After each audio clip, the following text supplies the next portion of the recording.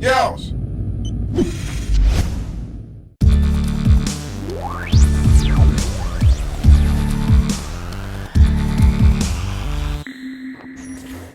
Hey guys, it's CuddleofDeath here, yay, happy day, and I'm going to be your little commentator / announcer lady for this incredibly epic Pokemon Black and White 2 mixed tier battle between Elena and TellisTorterra. I hope that you will find this battle to be fantastic, and make sure to send some support to the challenger, TellisTorterra. Now, let's begin! Alright guys, let's get this party started. So, Tellis is going to start this battle off with my favorite 5th generation Pokemon, which is Swoobat. Very cute, has a little heart for a nose. You guys might not like it, but I love it. And Elena starts off with the Tauros. Tellis is not having any of that and decides to swap into the very, very bulky Pokemon Umbreon. Tauros goes for a Rock Slide, which was obviously intended for that Swoobat. However, unfortunately for Elena, there was an obvious swap, which you guys can see, and I just narrated over. So she decides to go ahead and swap out into her Druddigon, which I find it quite interesting to see these guys in Wi-Fi battles. Even though it is mixed here, it's still, if you see a Druddigon out on the field, something weird is gonna happen. So Umbreon goes ahead and goes for the Wish, because it's obviously the very bulky set that you see a lot in Wi-Fi battles. And the Druddigon uses a Tract, which I found very interesting. I love it. Honestly, I think it's, I think it's cool.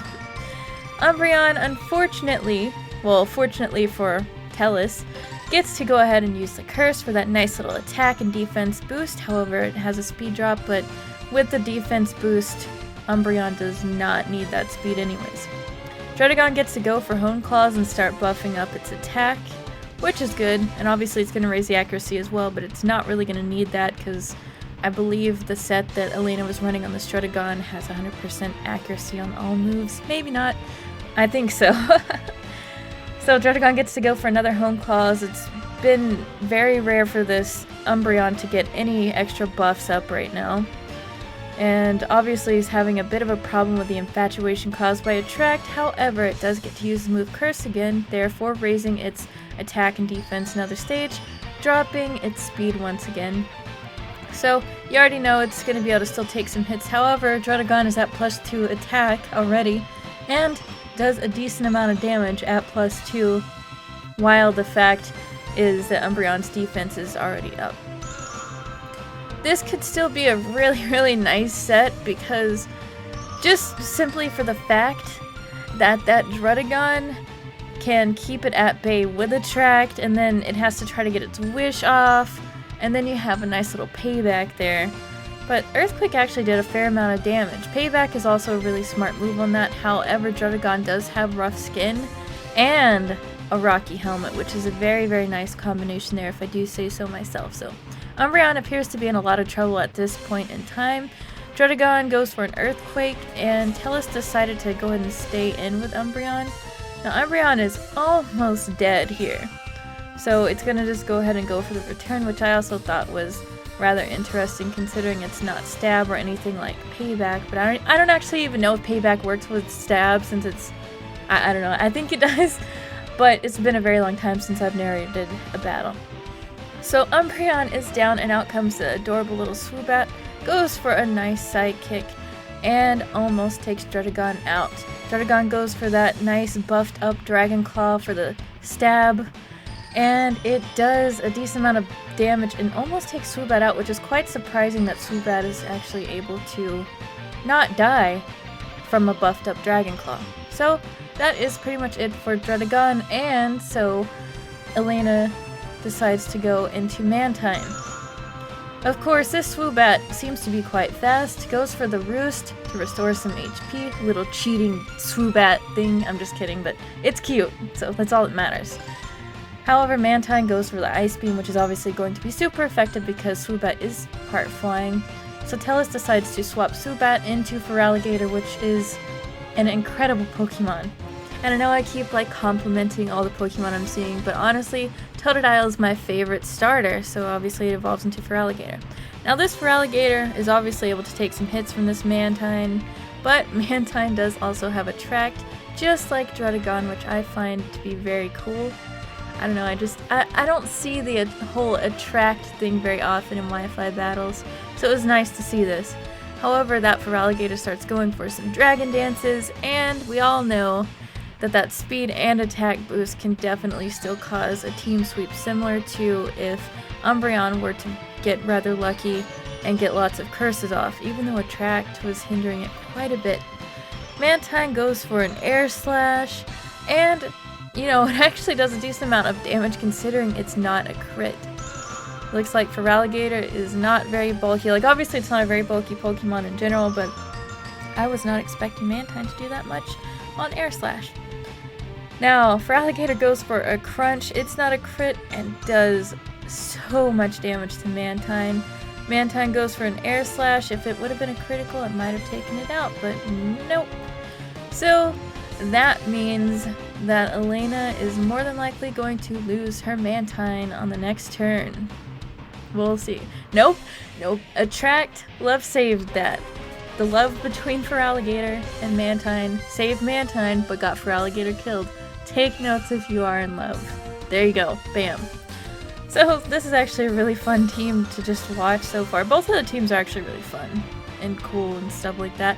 But, of course, Swoobat's back out. It's going to be faster than this Mantine, and it's more than likely going to take it out with a sidekick. Actually, it did not. For some crazy reason, that Mantine just took that sidekick as if it was just a little tickle.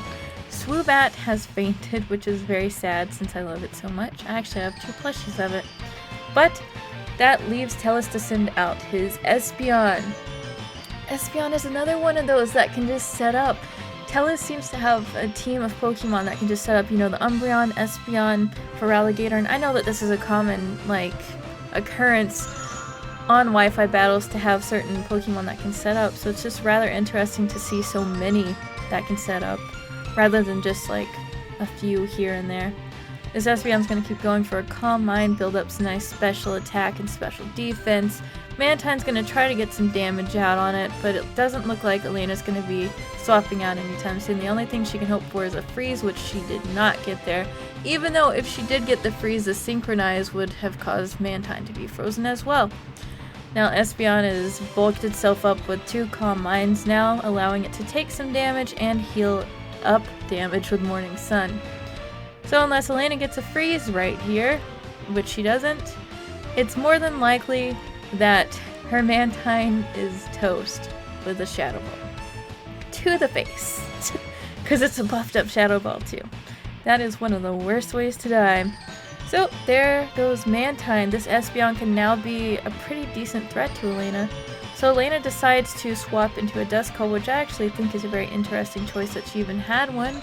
But you guys can already tell something about this does not look right. And that's exactly how I feel about it. He's got his little hands behind his back. He's got something up his sleeves.